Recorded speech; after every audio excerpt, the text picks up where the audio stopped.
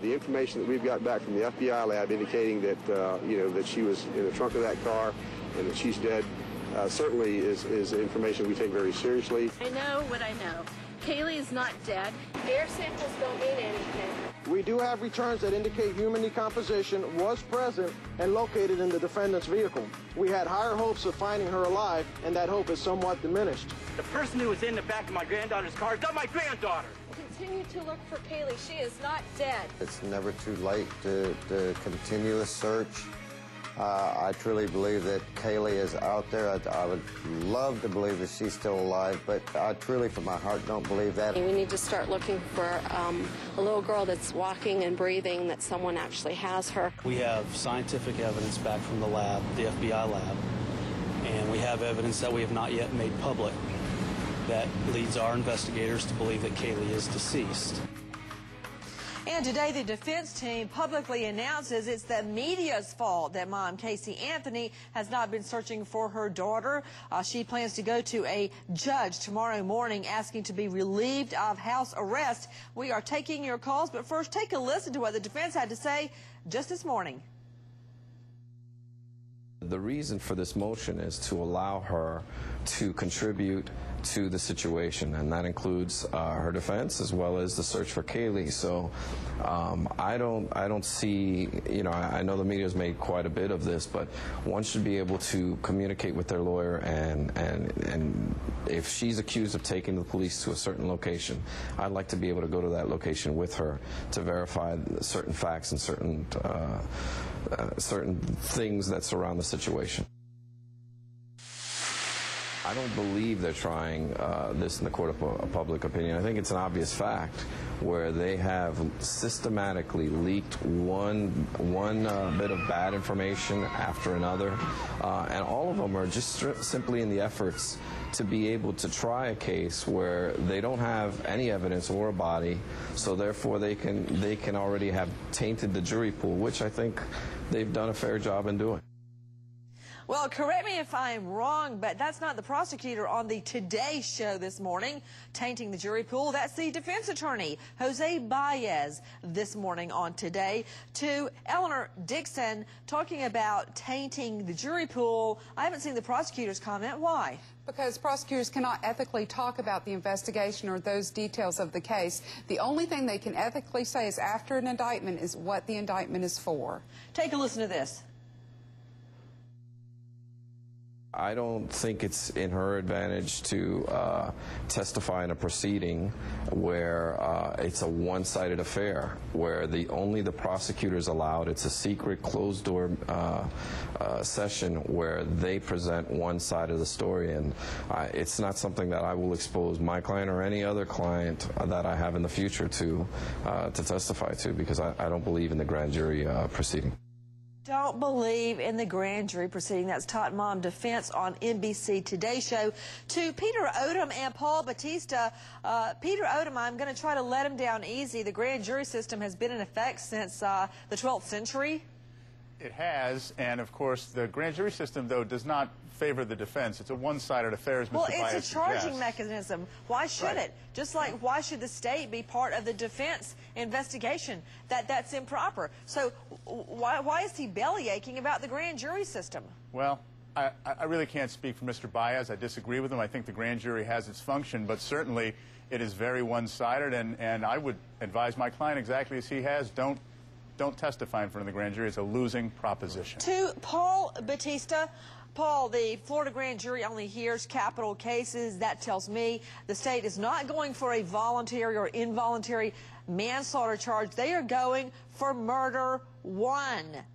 If you were the defense in this case, what would you be doing right now? Well, they certainly are going right for the throat, and I have to say I'd be doing exactly the same thing that Jose Baez is doing. You'd be saying, I don't believe in the grand jury system? Oh, I certainly wouldn't say that. Well, then you wouldn't be doing exactly what he's doing. Not exactly the same thing, but in terms of what he's doing, Nancy, Casey has nothing to gain. She has rights, and she has nothing to gain from appearing in front of the grand jury. His description of what the grand jury does in terms of the one-sidedness, I'm sorry to say, Nancy, is entirely accurate. He's well, taking I don't know the why right you're all course. sorry to say it. The grand jury is a charging mechanism. There's nothing wrong with it. That's where our Constitution is set up. The defense is the one that is protected by the Constitution, not the prosecution. The state doesn't have a Bill of Rights protecting it. Prosecutors don't have that. The defendant does too. Bethany Marshall, psychoanalyst and author of Deal Breakers. Bethany, I want you to take a look at this video of Mom Casey Anthony on a shopping spree buying lingerie, nighties, bras, a case of beer, clothing, sportswear, designer sunglasses, all during the time after her little girl goes missing. Now, this does not prove a murder, but what does it say to you, Dr. Bethany? Well, it does speak to motive, and what I think is that Casey was probably horribly resentful that Cindy and George were spending their excess resources towards a little Caylee, horribly envious. And what do we do when we're envious? We want to destroy the object of our envy. That would be a motive for not handing the little girl over to the grandparents, simply destroying her and not having her around. Now, this, getting rid of the little girl, initiates a crime spree. Amy Huizinga goes to Puerto Rico, right, or on a holiday. Casey wants to go, can't go, keeps texting. What does she do? She takes Amy's checkbook. She takes what's not hers. She's a thief. And the spending spree and the crime spree is a celebration of the fact that the little girl is out of the way. Now she can indulge in her own lifestyle, and she can live without a little girl. She can do whatever she wants to do. But it's not just a homicide, it's the or a possible homicide. It is the beginning of a crime spree. To Dr. Michael Bell, Palm Beach County Chief Medical Examiner. Dr. Bell, if chloroform were used on little Caylee, would there be evidence of that if her remains are discovered? There may well be. It'll require specialized testing, but they may be able to detect it if it's in high enough concentrations. What kind of testing? Well, likely because the body will be decomposed, they'll have to use probably brain matter or muscle rather than blood. You know, it's hard to reconcile what you're saying with these shots of little Caylee. Out to the lines, Gloria in Florida. Hi, Gloria. Hi, Nancy. You're the best. Thank you for doing what you do. Thank you. What's your question, dear? Casey has a pattern of weaving a shred of truth into her lies, and I was wondering if Blanchard Park was searched where Casey said she last saw Caylee with so-called Zenaida and her sister in their car. To Jessica D'Onofrio, was J. Blanchard Park searched? You know, Nancy, I don't have the answer to that. I am sure that the investigators, though, knowing them, I'm sure they have been there. If they hear about it, they follow up on every lead they possibly can. So I can't imagine why they wouldn't have been there. To Kelly in Arizona. Hi, Kelly. Hi, Nancy. What's your question, dear? Well, first I want to say you're a true hero, and thank you for everything you do, and God bless you and your babies. Thank you, dear. Thank you very much. I just want to know, has the area already been searched where the lady saw someone matching Casey's description coming out of the woods by the airport? And if so, will it be searched again? Tim Miller, head of Texas EquiSearch, do we know about that area where an eyewitness claims to have seen Mom Casey emerging from the woods? It's near the Orlando airport. I'm real familiar with that area, and unfortunately, again, with the conditions as they were, when Caylee disappeared, the answer is completely. Blanchard Park has not been completely. None of these areas have been, and we're just praying the conditions are there so we can go out and complete this search and bring this little girl home where she belongs. To Natisha Lance standing by at the Anthony home, it's my understanding that George and Cindy Anthony and Lee Anthony set to appear before that grand jury to testify about what?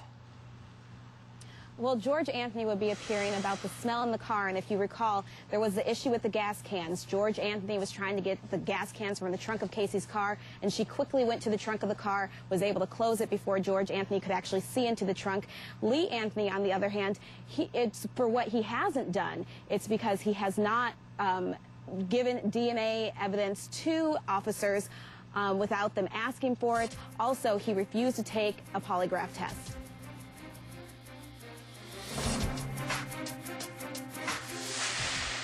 I said, where's Caylee? What's going on? Oh, she's staying with Zanny. And I said, you know, we haven't seen the girl in over a week, you know. How's everything? We haven't talked to her. It's really nice to hear her little voice. Dad, I haven't got time for it. I got 10 minutes. I got to get back to work.